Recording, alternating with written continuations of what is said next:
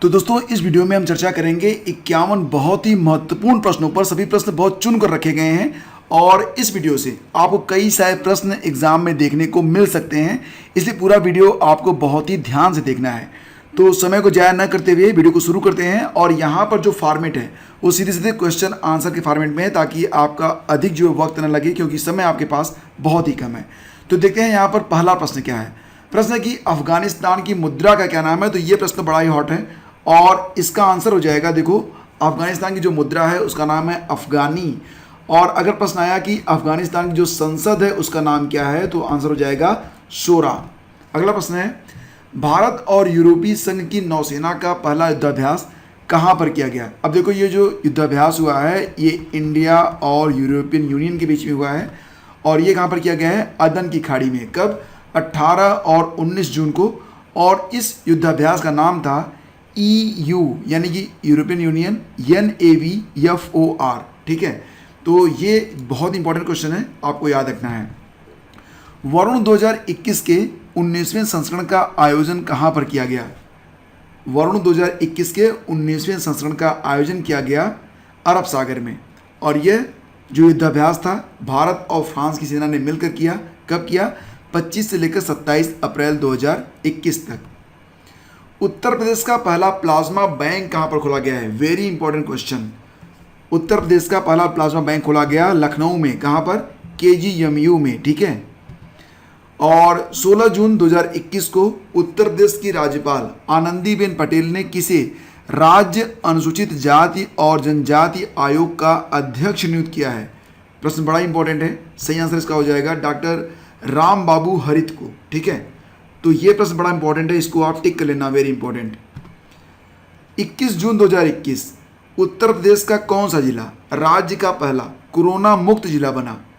तो अगर पूछा जाए प्रश्न ये कि भारत का पहला कोरोना मुक्त गांव कौन सा बना था, तो वो बना था वेयान गांव, जम्मू और कश्मीर का। लेकिन अगर प्रश्न आया कि उत्तर प्रदेश का कौन सा जिला राज्य का पहला कोरोना मुक्त जिला बना है, तो इसका आंसर हो जाएगा महोबा। ठीक है, आगे बढ़ते हैं। बाघों की आबादी को 2 गुना करने के लिए किस टाइगर रिजर्व को पहला अंतर्राष्ट्रीय पुरस्कार TX2 दिया गया है। TX2 तो ये दिया गया है किसको, पीलीभीत टाइगर रिजर्व, जो कि स्थित है उत्तर प्रदेश में। और उत्तर प्रदेश वन विभाग को भी, यानी कि ये जो TX2 पुरस्कार है ये पीलीभीत टाइगर रिजर्व और उत्तर प्रदेश वन विभाग को मिलाकर दिया गया है संयुक्त रूप से। पिछले दिनों कहाँ पर मुख्यमंत्री योगी आदित्यनाथ ने बंडई बांध का उद्घाटन किया है। बंडई बांध, तो ये बंडई बांध कहाँ पर है, ये है ललितपुर में। ठीक है, अगला क्वेश्चन, मंगू भाई छगन भाई पटेल को हाल ही में कहाँ का राज्यपाल बनाया गया है। अभी हाल ही में 8 राज्यों के नए राज्यपाल बनाए गए हैं। तो यहाँ पर प्रश्न है कि मंगू भाई छगन भाई पटेल को कहाँ का राज्यपाल बनाया गया। उत्तर हो जाएगा आपका मध्य प्रदेश। ठीक है, उत्तर होगा इसका मध्य प्रदेश। अगला प्रश्न होगा, अंतर्राष्ट्रीय ओलंपिक समिति यानी कि IOC का मुख्यालय कहाँ पर है। तो इसका उत्तर हो जाएगा लुज़ैन, स्विट्जरलैंड।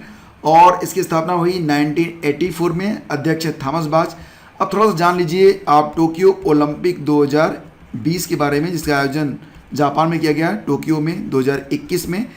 तो यहाँ पर देखो सबसे इंपॉर्टेंट बात ये कि भारत ने कुल मिला के 7 पदक जीते हैं और पदक तालिका में भारत का जो स्थान है वो 48वां है। इन 7 पदकों में 1 पदक गोल्ड है, 2 जो है सिल्वर हैं और बाकी के जो हैं वो कौन से हैं, बाकी के सब ब्रोंज हैं। ठीक है, 4 यहाँ पर ब्रोंज हैं। और ये भी याद रखना कि जब उद्घाटन समारोह था तो भारत की ओर से जो ध्वजारोहण किया गया, यानी कि ध्वजवाहक थे 2 खिलाड़ी थे, MC मैरी कॉम और मनप्रीत सिंह। ठीक है, और समापन समारोह में भारत की ओर से ध्वजवाहक कौन रहे थे, बजरंग पुनिया रहे थे। अभी 2021 में ही 24 अगस्त से पैरालंपिक गेम भी स्टार्ट हो रहे हैं, तो उसमें जो है मरियप्पन थंगावेलु ये भारत का ध्वजवाहक रहेंगे। तो ये इतने पॉइंट तो आपको पता होनी चाहिए। ठीक है, आगे बढ़ते हैं। नाटो का मुख्यालय कहाँ पर है। तो इसका मुख्यालय कहाँ पर है, ब्रुसेल्स, बेल्जियम में, याद रखना। और 64 योगिनी मंदिर, ये प्रश्न कई बार पूछा गया है, तो आपको याद रखना होगा कि 64 योगिनी मंदिर कहाँ पर स्थित है। अगर प्रश्न आया तो उत्तर हो जाएगा खजुराहो में। इसकी स्थापना हुई थी 9वीं शताब्दी में और इसे चंदेल वंश के राजाओं ने स्थापित किया था। तो याद रखना 64 योगिनी मंदिर कहाँ पर है, खजुराहो, मध्य प्रदेश में। झूलती मीनार कहाँ पर स्थित है? ये मीनार की खासियत ये है कि इसकी एक मीनार को अगर आप थोड़ा सा हिलाओगे तो थोड़ी देर के बाद दूसरी मीनार अपने आप हिलने लगती है। और ये जो मीनार है ये आपको मिलेगी कहाँ पर? अहमदाबाद। इसका निर्माण करवाया गया था सीदी बशीर के द्वारा। ठीक है, अगला क्वेश्चन, ये बताओ कि शेरशाही मस्जिद कहाँ पर स्थित है? बड़ा ही अच्छा प्रश्न है, बड़ा इंपॉर्टेंट है। शेरशाही मस्जिद बनाया गया था शेरशाह के द्वारा और इसका निर्माण करवाया गया है पटना में। ठीक है, नमाज पढ़ते वक्त मुसलमान किस दिशा की ओर अभिमुख होते हैं? यानी कि जो उनका जो मुख होता है वो किस दिशा की ओर होता है? तो उत्तर हो जाएगा पश्चिम दिशा। भारत का सबसे प्राचीन जो भाषा है, सबसे प्राचीन जो लैंग्वेज है कौन सी है? तो ये है तमिल। ये भी आपको याद रखना है। अब संस्कृत और हिंदी में आप कंफ्यूज मत होना, तमिल सबसे प्राचीन भाषा है। केंद्रीय चावल शोध संस्थान का मुख्यालय कहाँ पर स्थित है? बड़ा ही अच्छा प्रश्न है ये, और इसका उत्तर हो जाएगा कटक, ओडिशा में। ठीक है, केंद्रीय चावल शोध अनुसंधान संस्थान ये कहाँ पर है? कटक, ओडिशा में है।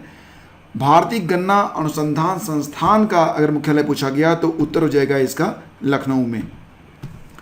किताबुल हिंद के लेखक कौन है? किताबुल हिंद अगर प्रश्न आया तो उत्तर हो जाएगा आपका अल-बरूनी ने लिखा है किताबुल हिंद। और अगर प्रश्न आया ये कि हाल ही में 30वां व्यास सम्मान किसे प्रदान किया गया, तो इसका उत्तर होगा प्रोफेसर शरद पगारे को। उनकी किताब है 2010 में आई थी, नाम है पाटलिपुत्र की समग्गी। तो यहाँ पर यह भी याद रखना कि जो 29वां व्यास सम्मान था ये नासिरा शर्मा को दिया गया था। ठीक है, एक छोटा सा वीडियो आएगा इस वीडियो के बाद और उसमें हम चर्चा करेंगे सभी इंपॉर्टेंट पुरस्कार और जितने भी इंडेक्स हैं सभी को एक कंबाइंड फॉर्म में, तो उसको देख लेना, लिंक वीडियो के डिस्क्रिप्शन में रहेगा। Wuhan diary dispatches from A quarantine city, ये जो किताब है इसको लिखा गया है फेंग फेंग के द्वारा। तो ये किताब भी बड़ी इंपॉर्टेंट है। ठीक है, क्योंकि अभी भी कोरोना का जो असर चल रहा है तो प्रश्न आ सकता है कि Wuhan diary dispatches from A quarantine city किताब किसने लिखा है? तो ये फेंग फेंग किताब है और शायद ये कोरोना पर लिखी गई पहली किताब थी जब कोरोना का फैलाव हुआ उसके बाद, इसलिए चर्चा में रही। ये बताओ कि वार्षिक रूप से लगने वाले गंगा सागर मेला भारत के किस राज्य में आयोजन किया जाता है? तो याद रखना गंगा सागर मेला अगर आया तो इसको जो है वाराणसी इलाहाबाद मत करना, ये पश्चिम बंगाल में लगता है। ठीक है, और भारत माता नामक एक प्रसिद्ध पेंटिंग है। देखो भारत माता मंदिर जो है ये तो वाराणसी में, ये तो आप जानते हो, लेकिन भारत माता नाम की एक जो प्रसिद्ध पेंटिंग है उसको बनाया किसने? अवनींद्रनाथ टैगोर ने। तो प्रश्न बड़ा इंपॉर्टेंट है। अगला क्वेश्चन, भारत की पहली बोलती फिल्म कौन सी थी? अब यहाँ पर देखो सत्य राजा हरिश्चंद्र पर मत जाना। ठीक है, इसका उत्तर हो जाएगा आलम आरा। आलम आरा कब आई थी? 1931 में आई थी। इसका निर्देशन किया था आर्देशिर ईरानी ने। अगला प्रश्न है, सौरा नृत्य कहाँ से संबंधित है? अब ये जो सौरा नृत्य है ये बड़ा इंपॉर्टेंट है और इसका उत्तर है बुंदेलखंड से। तो बुंदेलखंड के जो किसान होते हैं जब उनकी फसल कटती है या जब फसल लगाते हैं तब वो आनंदित होकर सौरा नृत्य करते हैं। महात्मा गांधी को अत्यधिक प्रभावित करने वाली पुस्तक अनटू द लास्ट के लेखक कौन है? फ्रेंड्स, दुनिया में जितने भी बड़े लोग हुए हैं सभी किसी न किसी किताब से प्रेरित रहे हैं, इसलिए मैं आपसे कहता हूँ कि अच्छी किताबों को पढ़ो, वो आपको बहुत आगे ले जाएंगी। तो अनटू द लास्ट के जो लेखक हैं इनका नाम है जॉन रस्किन।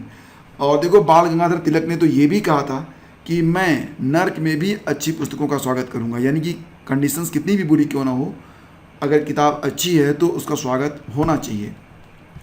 ये बताओ कि भारत का काफ़ी अनुसंधान संस्थान कहाँ पर स्थित है? तो उत्तर हो जाएगा ऐसे कर्नाटक में। कर्नाटक में कहाँ पर? तो चिकमंगलूर में। ठीक है, और केंद्रीय चर्म अनुसंधान संस्थान अगर प्रश्न आया कि केंद्रीय चर्म, अब देखो जो यहाँ पर चमड़े से संबंधित एक फैक्ट्री लगाई गई है तो वो कानपुर में लगाई गई है, लेकिन केंद्रीय चर्म अनुसंधान संस्थान जो है ये कहाँ पर है? तो ये चेन्नई में है और इसकी स्थापना बहुत पहले हुई थी, 24 अप्रैल 1948 में ही। फुगड़ी लोक नृत्य कहाँ का लोक नृत्य है? फुगड़ी ये है गोवा से संबंधित। और इसी प्रकार का एक लोक नृत्य और है, इसका नाम है माच। माच का संबंध कहाँ से है? तो यह मध्य प्रदेश से है। भारत के जनांकी इतिहास में महाविभाजन का वर्ष माना जाता है 1921 को। Very important. ठीक है, अगला क्वेश्चन और प्रश्न है कि भारतीय मानक समय किस रेखांश पर अपनाया गया है? भारतीय मानक समय इंडियन स्टैंडर्ड टाइम तो ये अपनाया गया है 82 डिग्री 5 मिनट पूर्वी रेखांश पर स्थित है। और ये जो लाइन है ये प्रयागराज के नैनी से होकर गुजरती है। तो ये जो अक्षांश है, रेखांश है, इसको आपको याद रखना है। ठीक है, 82 डिग्री 5 मिनट। भारतीय उपमहाद्वीप मूलतः एक अंग था किसका? गोंडवाना लैंड का। ये प्रश्न भी आता है, ठीक है। अब यहाँ पर जो प्रश्न आपको मिल रहे हैं सभी बड़े इंपॉर्टेंट हैं। भारत की सबसे ऊंची चोटी K2 यानी कि गाडविन ऑस्टिन, जिसकी ऊंचाई कितनी है? 8,611 मीटर। माउंट एवरेस्ट के बाद दूसरी सबसे ऊंची चोटी। तो ये कहाँ पर स्थित है? ये स्थित है काराकोरम श्रेणी में। तो पहले जब प्रश्न आता था तो इसका उत्तर होता था जम्मू कश्मीर, लेकिन अब ये स्थित हो गई है वर्तमान में लद्दाख में, ठीक है। लोनार झील कहाँ पर स्थित है? तो बड़ा प्रश्न, इंपॉर्टेंट क्वेश्चन है। लोनार झील ये स्थित है महाराष्ट्र के बुलढाणा जिले में और यह एक खारे पानी की झील है।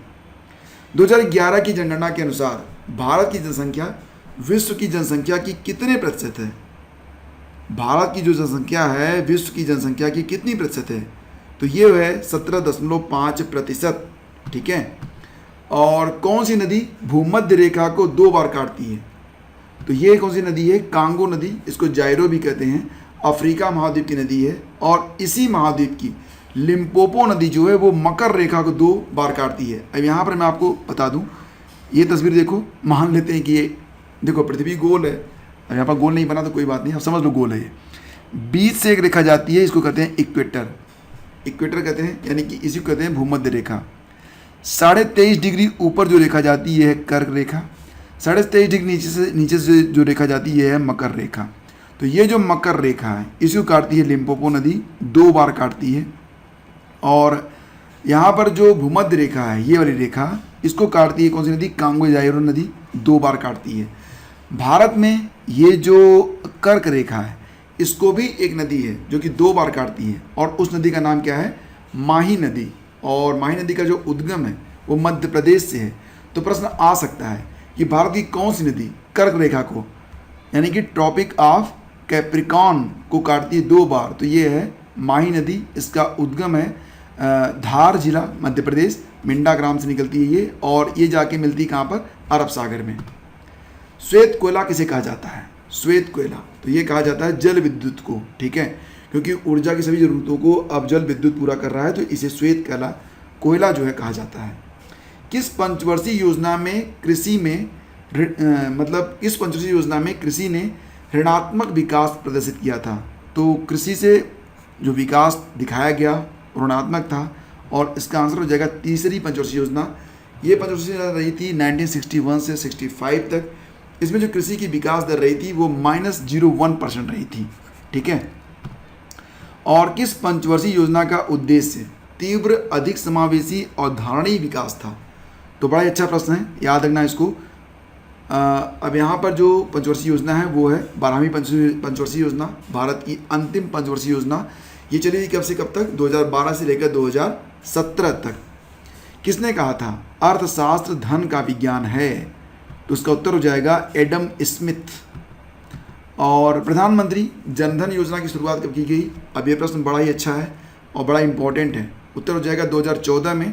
इसकी घोषणा हुई थी 15 अगस्त 2014 को, शुभारंभ किया गया 28 अगस्त 2014 से, यानी कि एक ही महीने में, सेम मंथ में इसकी शुरुआत भी हो गई और घोषणा भी की गई थी प्रधानमंत्री जनधन योजना के अंतर्गत। भारत के संविधान के ऊपर सबसे अधिक प्रभाव किसका माना जाता है? तो ये प्रश्न भी कई बार पूछा गया है और इसका उत्तर हो जाएगा भारत शासन अधिनियम 1935। अब देखो यहाँ पर एक प्रश्न बड़ा इंपॉर्टेंट है, उसको आप याद रखना कि प्रश्न ये आ सकता है एग्जाम में कि प्रधानमंत्री किसान सम्मान निधि योजना की शुरुआत कब से की गई थी? तो देखो इसकी जो शुरुआत हुई थी वो 1 दिसंबर 2018 से लागू की गई थी, ठीक है। शुरुआत इसका जो इसको जो डिक्लेयर किया गया था वो 2019 के बजट में इसको डिक्लेयर किया गया था, लेकिन शुरुआत हो गई थी 1 दिसंबर 2018 से ही। तो ये प्रश्न बड़ा इंपॉर्टेंट है, आपको इसको याद रखना होगा, ठीक है। प्रधानमंत्री किसान निधि या प्रधानमंत्री किसान सम्मान निधि के नाम से योजना चलाई जा रही है और इसकी हाल ही में 9वीं किस्त जारी की गई है। ये बताओ कि भारत के संविधान के ऊपर सबसे अधिक प्रभाव किसका माना जाता है? तो उत्तर उसका हो जाएगा 1935। और अगर प्रश्न आया कि कौन सा संशोधन अधिनियम मिनी संविधान माना जाता है, तो याद रखना बड़ा ही अच्छा प्रश्न है ये, और ये है 42वां संविधान संशोधन 1976 में हुआ था।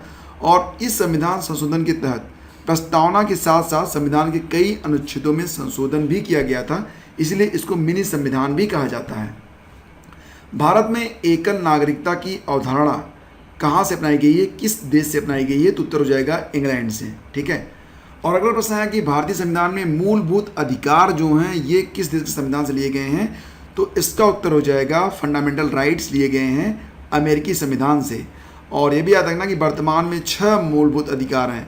एक अधिकार और था जब संविधान लागू हुआ था, वो था संपत्ति का अधिकार, लेकिन अब उसे अनुच्छेद 300 क में रख दिया गया है। अब ये मूलभूत अधिकार फंडामेंटल राइट्स में शामिल नहीं है, तो अब फंडामेंटल राइट्स की संख्या कितनी हो गई है, 6 हो गई है। भारत के संविधान में शामिल राजनीति के निर्देशक सिद्धांतों की अवधारणा जो है वो किस देश के संविधान से ली गई है, तो उत्तर हो जाएगा इसका आयरलैंड। याद रखना जो डायरेक्टिव प्रिंसिपल्स हैं ये आयरलैंड से लिए गए हैं। समवर्ती सूची जो है ये ऑस्ट्रेलिया के संविधान से। मूल अधिकार लिए गए हैं यूएसए से। संघीय व्यवस्था ली गई है कनाडा के संविधान से। तो यहाँ पर संघीय व्यवस्था वाला भी याद रखना। ठीक है। भारतीय संविधान के किस भाग में भारत को एक कल्याणकारी राज्य के रूप में स्थापित करने की बात कही गई है, तो इसका उत्तर हो जाएगा क्या, अगर आप समझते हो प्रस्तावना तो गलत हो जाएगा। उत्तर होगा राजनीति के निर्देशक सिद्धांत में, और ये मिलेगा आपको संविधान के भाग 4 अनुच्छेद 36 से 51 तक में। ठीक है। तो भारत को एक कल्याणकारी राज्य के रूप में स्थापित करने की बात राजनीति के निर्देशक सिद्धांत में कही गई है। लोकसभा में किसी विधेयक को धन विधेयक के रूप में प्रमाणित कौन करता है, तो इसका उत्तर तो आपको पता होगा कि लोकसभा का अध्यक्ष ये संविधान के अनुच्छेद 110(3) और 110(4) के तहत लोकसभा में किसी विधेयक को धन विधेयक के रूप में प्रमाणित करने का अधिकार लोकसभा अध्यक्ष को दिया गया है। ठीक है। और भारतीय संविधान के किस संशोधन अधिनियम द्वारा पंचायती राज व्यवस्था को संवैधानिक दर्जा दिया गया, अगर ये प्रश्न आएगा तो उत्तर हो जाएगा 73वां संविधान संशोधन। भारत के संविधान के 73वें संशोधन द्वारा संविधान में भाग 9 जोड़कर पंचायती राज व्यवस्था को संवैधानिक दर्जा दिया गया, जबकि 74वें संशोधन द्वारा भाग 9A जोड़ा गया और इसके द्वारा नगर पालिकाओं को संवैधानिक दर्जा प्रदान किया गया है। और देखिए फ्रेंड्स, त्रिस्तरीय पंचायती राजतंत्र में कौन कौन सी चीज़ें शामिल हैं, तो याद रखना कि त्रिस्तरीय पंचायती राजतंत्र में शामिल है एक तो ग्राम पंचायत, दूसरा ब्लॉक या पंचायत समिति, और तीसरा कौन सा है, जिला परिषद। तो संविधान का जो 73वां संशोधन हुआ था, अच्छा हाँ ये संशोधन हुआ था 1992 में, यह भी याद रखना। तो इसी के द्वारा भारत में त्रिस्तरीय पंचायती राज व्यवस्था लागू की गई है। तो फ्रेंड्स, उम्मीद करता हूँ कि ये वीडियो आपको जरूर पसंद आया होगा, आपका काफ़ी नॉलेज बढ़ा होगा, और निश्चित रूप से इस वीडियो से कई सारे प्रश्न आपको परीक्षाओं में देखने को जरूर मिलेंगे। तो लेक्चर की PDF अगर आप डाउनलोड करना चाहते हो तो आइए हमारे टेलीग्राम चैनल पर, वहाँ पर आपको इसकी PDF डायरेक्ट डाउनलोड करने के लिए दे दी गई है। ट्विटर अगर आप यूज़ करते हैं तो हमें फॉलो कर सकते हैं, स्टडी विज्ञान लिखकर सर्च कर लेना। इंस्टाग्राम और फेसबुक पर मेरी ID आपके सामने है। और हाँ फ्रेंड्स, अगर वीडियो आपको पसंद है तो प्लीज़ आप इसे लाइक और अपने दोस्तों के बीच इसे शेयर कर देना। व्हाट्सएप, टेलीग्राम, जहाँ पर भी आप सक्रिय हो वहाँ पर इसे शेयर जरूर कर देना। ठीक है। और अपने फ्रेंड्स से कहिए इस चैनल को सब्सक्राइब करने के लिए, क्योंकि हम आपके लिए अत्यधिक मेहनत करते हैं और हमारा टारगेट यही है कि हम आपको 2021 में ही एक शानदार पद पर देखना चाहते हैं। आपका जो मनोकामना है उसको पूरा होता हुआ देखना चाहते हैं, और इसके लिए हम आपको ढेर सारी शुभकामनाएं और ईश्वर से प्रार्थना भी करते हैं। Thank you so much.